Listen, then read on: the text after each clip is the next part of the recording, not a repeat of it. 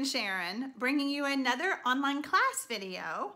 This one is featuring the stamp set called Falling for Leaves. I've made several videos on YouTube using that stamp set. It's really a fun set.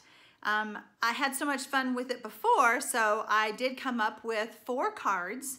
And the way my online class works for this one is that you'll receive 2 of every design for a total of 8 cards. That includes envelopes, PDF instructions, and a tips and tricks video.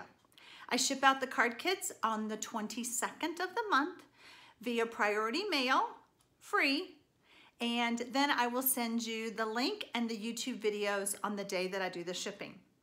Here's my cards.